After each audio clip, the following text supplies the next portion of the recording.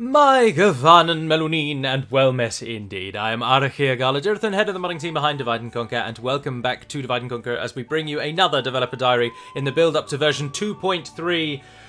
I mean, Rise of Gundabad was going to be the name, but Angmar have had now such significant changes that I'm leaning more towards something generically northern, but of course War in the North is the name of an actual game.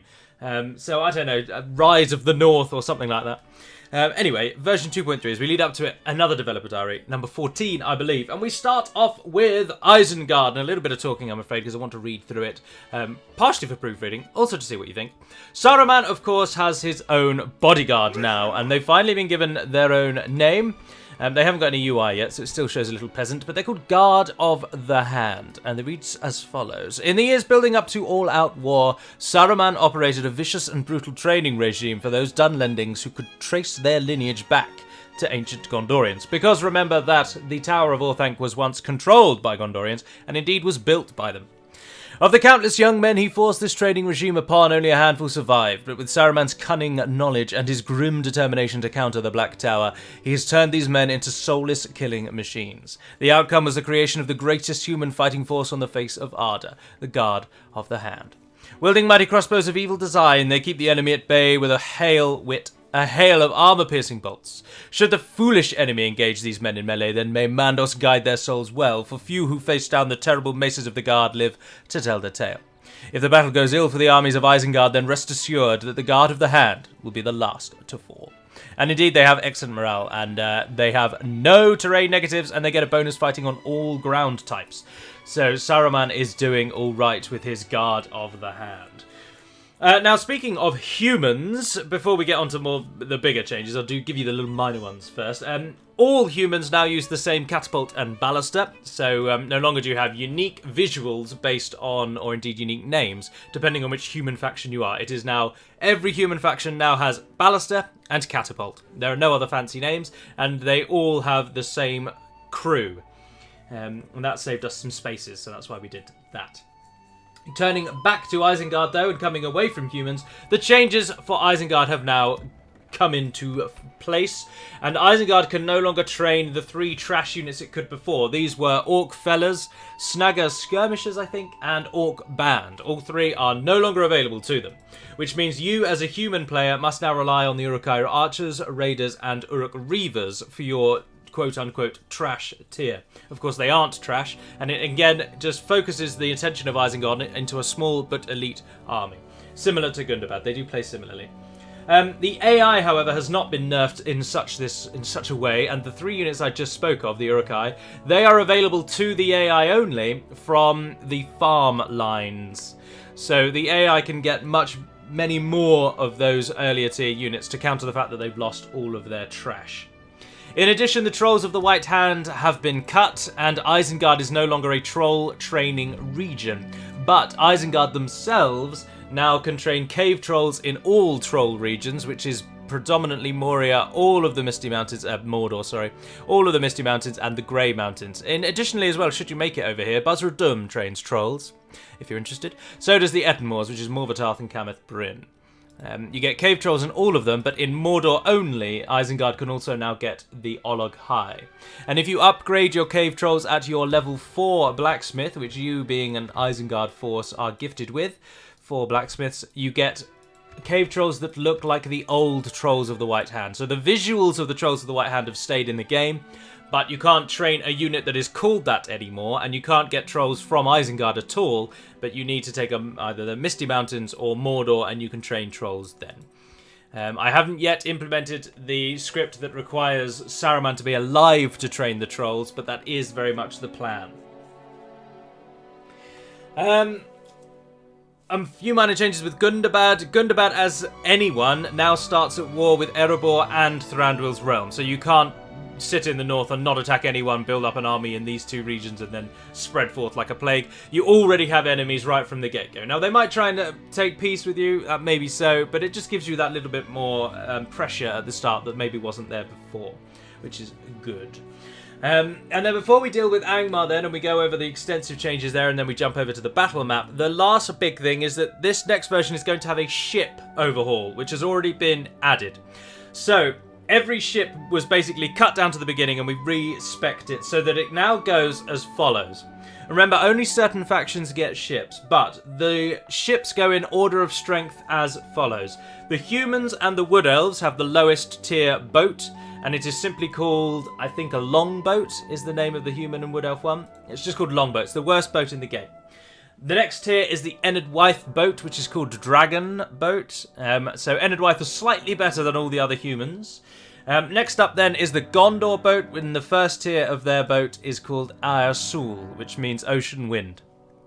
So I've also renamed them so that elves and Gondor no longer have the same named ships, because that was also just ridiculous. But anyway, so Gondor's first tier of ship is called Aersul. Next tier of ship is an Ardanaim boat, which is called the Balukazga. Which means war boat. So Umbar come in next. Then the best of the tier 1 boats is then, of course, the High Elven boat, which is the Numeramar. So the Numeramar is now the best of the tier 1 ships. Or boats, sorry. Everything in tier 1 is called something boat. Everything in tier 2 is called something ship. So there's only 2 tiers of boats now. Humans have the worst, Enedwyth have the next one, then Gondor, then Ardanaim, then Elven, in that order. And then it's the same order with the ships, except humans, wood elves, and Enedwyth do not get a second tier. So in the second tier of ships, the Gondor ship, which I think their one is still called the Alcaronda, or possibly the Palaran, I can't remember which one it is. I'm not playing as them, so I can't tell you. Whichever one of those was Ardenaic. Alcaronda, I think, is the name of their second ship. Yes, it is Alcaronda, because Palaran is Sindarin. So Gondor's ship comes in first. Then the Ardanaim ship, the black ship, can't remember its name. That one is then the second best ship in the game. And so the overall best ship, hands down, by quite some way, is the Palaran of the High Elves. So the High Elven ships are the best at each tier, but of course the Gondor and Ardanaim ships are better than the Elven tier 1 boat. But if you see a Palaran anywhere in the game world, that is the best ship you can come across. So the High Elves are now the best on the water, Ardanaim second, Gondor third, Gondor/Dol Amroth are third, Enedwyth in fourth, and then all humans and wood elves in fifth. Reminder, therefore, that orcs, dwarves do not get, or orcs, dwarves, and wild men of Anduin and Bree don't get boats. They get the mercenary boat, which is now the tier 1 human and wood elf boat. So the longboat has been made the mercenary boat. So there's no longer a boat called Merc Cog. It's now just the longboat. But so if I hadn't mentioned them, they don't get a ship. Say boat and ship more because I think I'm confusing myself. But anyway, there we are. So the ships have been streamlined and overhauled. So they're no longer really weird stats all over the place, with Gondor, I think, having the best ship available in the game, which is always a bit strange. The High Elves are the masters on the water, and it is said, actually, that the High Elves were the only nation who actually mastered either ships with sails or ships with oars. I think it's ships with sails, with the others all having to use ships with oars, or that, of course, was a time long gone because Numenor was very impressive on the water. But and the difference between Gondor and Dol Amroth and the Ardanaim is very, very small. Obviously, Umbar in the Third Age is known for its fleet, but let's not forget the countless times that Gondor absolutely destroyed the Umbarim fleet. As late as Aragorn's childhood or adolescence, of course, Gondor led a raid on Umbar and destroyed all of their ships, and they've fought in the oceans many times, and it's close between them. So the Ardanaim are better, but only just, whereas the High Elves are considerably better. And that's the difference there. That is pretty much all of the campaign map changes I've got for this one. So just really the boat overhaul and discussing Isengard. So now, before we jump over to the battle map, I'm just going to discuss the new Angmar faction, who haven't had any campaign map changes yet, so I can't show you anything there.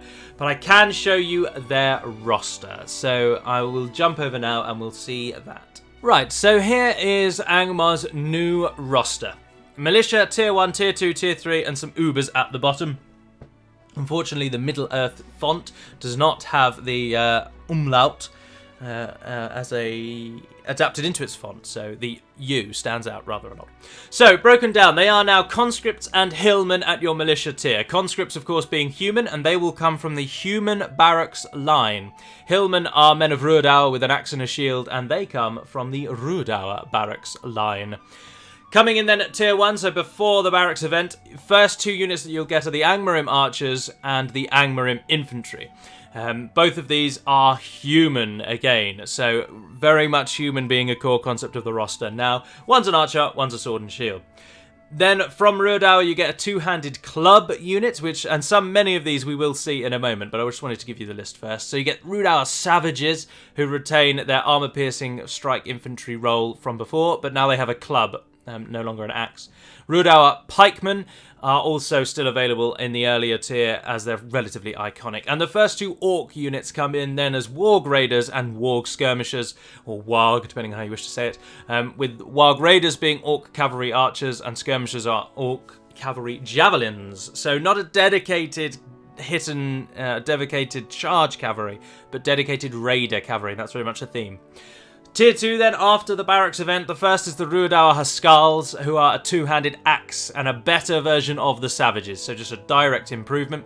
And of course, Ruhrdaur Warriors, who harken back to the days of Battle for Middle-earth 2, the Rise of the Witch King expansion pack, whereby the Ruhrdaur Warriors threw axes and then had dual axes once they'd done that, and they have the same.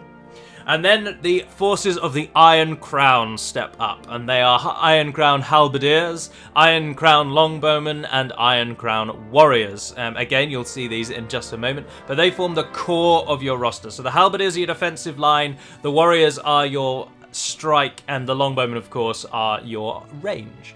But supporting them is the last Orc contribution. Yes, that is correct. Mount Graham Raiders and Mount Graham Marauders, which again are direct improvements of the 2 beneath them. And there's good synergy that both Raider units are archers and Marauder and Skirmishers are your javelins. So you get 4 dedicated cavalry units, all wargs, but none of them are, well, I've used the wrong word. None of them are actually dedicated cavalry. They are all raider cavalry with a big focus on hit and run. We're also going to experiment with making these wargs horses rather than camels, so that when they do get into battle, they should be a bit better than the others, but they won't inherently frighten other horses. Obviously. Your tier 3 then, your mainstream elites. First are the Guardians of Khand Dum. They are remaining unchanged. Now remember that, as you'll see in just a moment, they have the look of the old Witch Realm units, so the armour has stayed in the game. And they are an elite mace and shield cavalry. So again, not a dedicated charge cavalry, but a very elite warrior cavalry. But they only come from Khand Dum. Then you get the only elite that is available everywhere are the North Guard. They are dismounted versions of the Guardians of Khand Dum. Same weapon, same design, they just don't have a horse. And they're available everywhere. And then finally, you get the Dark Blades, who, again, I believe their visual is not yet set up, so you won't be able to see them. But they're going to look like the old, although they'll be adapted to look more Angmarim, but they will take their visuals from the Dol Guldur human unit called Kamul's Shadow Rangers, who are being cut. And the Dark Blades are a hide anywhere elite archer that then wields dual swords. They used to be called Angmarim Assassins, if you wish for their inspiration, but we renamed them to Dark Blades to go with the single name theme that also the North Guard have. And perhaps then the tier, we may just call the Guardians of Khand Dum simply Guardians, so that all 3 of your elites just have that one name. I quite like that. I'll discuss that with your team. They are AOR as well, and they will only come from Angmar and probably Ruhrdaur. But they won't come from anywhere else, so restricted again. They'll be very, very good archers, but they're very rare, so they're not rangers though, so they might have a higher attack than all the other rangers, but they probably won't have anywhere near the range or accuracy. And then finally, at your Uber Elite tier, you'll have Snow Trolls. They are, of course, AOR still, and they will come from the Misty Mountains and the Grey Mountains. Gundabad remains, but Litash, Mount Graham, and Khand Dum can no longer train trolls. So you'll need to go into the Misty Mountains to get your trolls, or into the Etten-Moors, thus suggesting you might have to rumble with either the forces of Moria or the forces of Gundabad. And finally then, of course, the Whites, who remain as they were before. They've been changed to look like their officer, which I'll show you again in just a second. They are AOR only, but we've expanded it, so it's no longer just the Barrow Downs, it's now the Barrow Downs, Anuminas, Fornost, Carndum, Amunsul, and Tharbad. So they come from anywhere where the old Dunedain had a hand. In the Barrow Downs, the script will still exist, because that's like the heart of the Barrowites kind of empire, if for want of a much, much better word. But in Anuminas, Fornas, Carndum, Amunsul, and Tharbad, you will simply have to build a white training building, and then that's it. They'll come from it. There isn't a script related to that. We're not expanding the Barrow Downs script to each region. So the other places you'll have to almost summon the Whites or convert the dead within those cities into Whites. And that's very much the plan. So that's the roster. Now let's jump over onto the battle map and actually see what everything looks like. Welcome then to the battle map to mostly show off Angmar's new roster. And as you can see, all of the UI is really yet to be done, and none of the units really have any of their stats set up. So this isn't stats, this is purely visual. So starting us off, those are Ruadau Pikemen, as you can see, unchanged. But they come in at that earlier tier as one of the first units you can get, along with Ruadau Savages, who now wield a club rather than a two-handed axe, you can see there. And they're very simple designs. I really, really like it. Then we jump, of course, to Angmar Infantry, who are one of your first-tier human units. And so here they are. Your first look at Angmar's redesign, with the Iron Crown very much taking the centre stage. And the humans being, as you can see, men who might live in the north, with their axe, swords, and shields amongst all of them.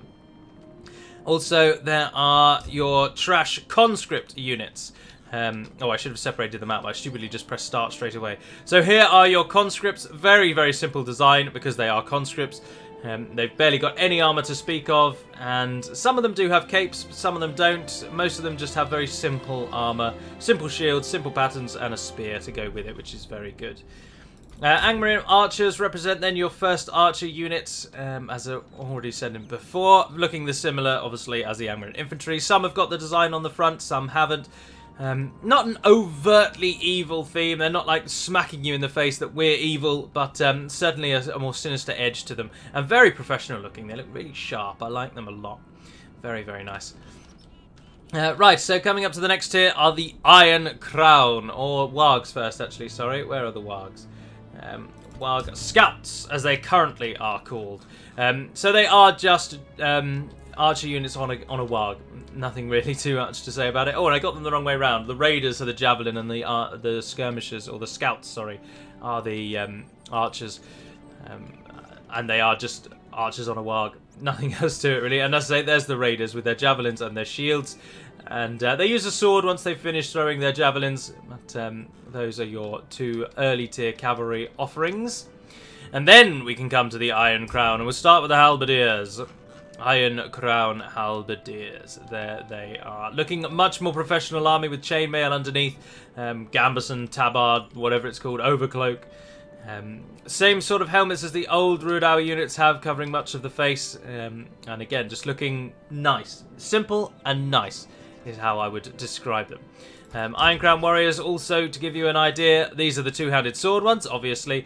And they've got scabbards on the back. All of them have capes, but simple capes, not big fur ones, just very, very well, simple, again, is the best word for it.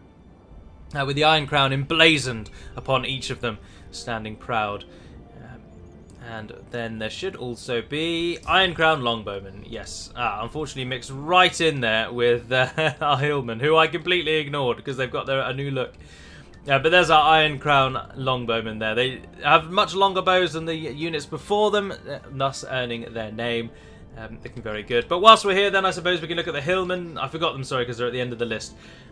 Hillman have got a little bit of a changed design, as you can see, looking a little more rough and ready, because they are, of course, your earliest tier trash unit. They are akin to the conscripts, which is why there's more of both of them. The banner carriers and the flag haven't been changed yet, obviously, neither of the officers, who remain as they did before. Alrighty, who is up next? Ruadau indeed.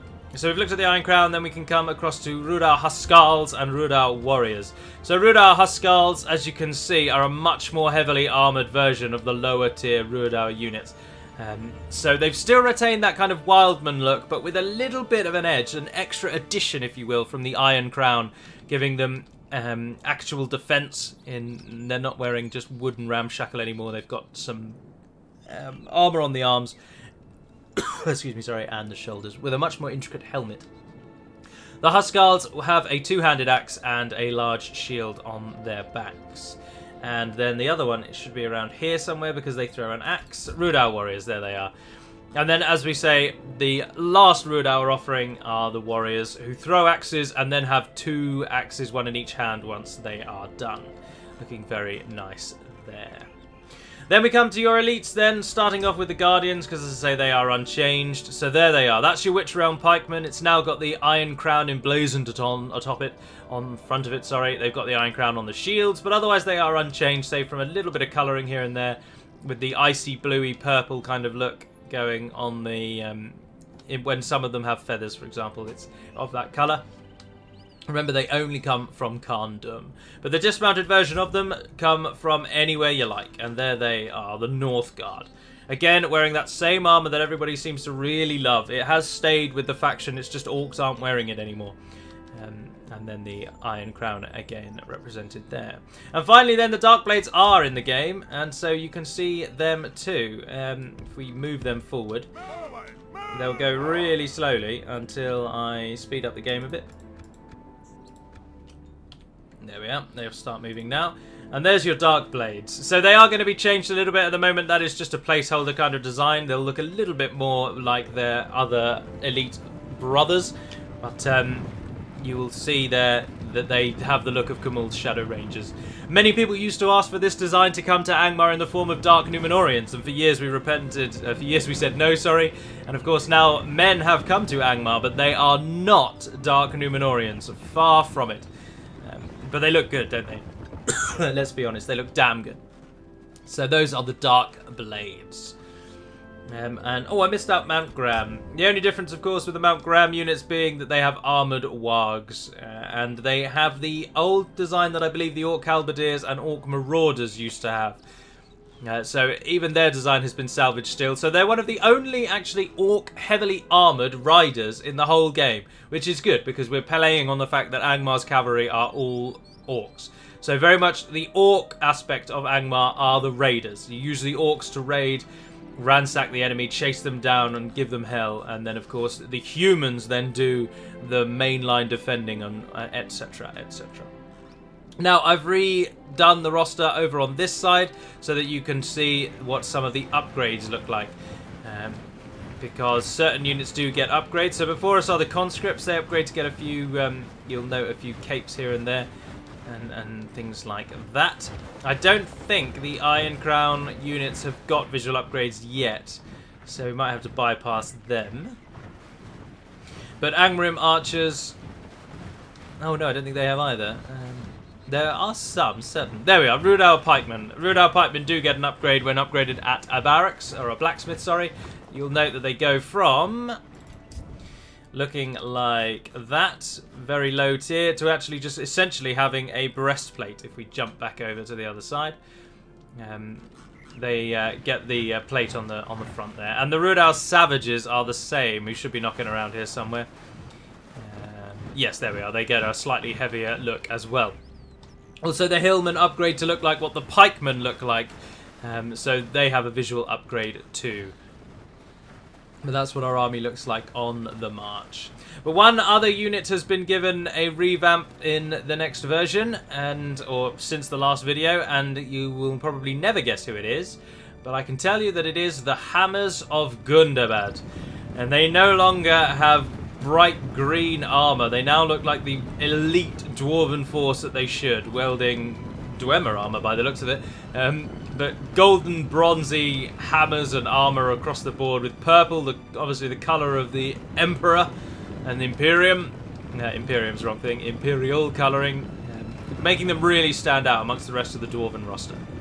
So there we are, the Hammers of Gundabad. And that is it. So those are the visual changes to Angmar, and indeed the campaign changes that Angmar have undergone. The speed at which Hummingbird has created all of this is mind-blowing. It was only last week we were talking about Angmar, and here we are less than, I think, 5 days later with the bulk of their roster ready to go. So Angmar's big overhaul. So that is going to end this episode. So I do hope you've enjoyed. I hope you may have learned something. Any questions, pop them down in the comments below. And until we speak again, dear friends, Navair Naden Pedemad Melunin, and farewell.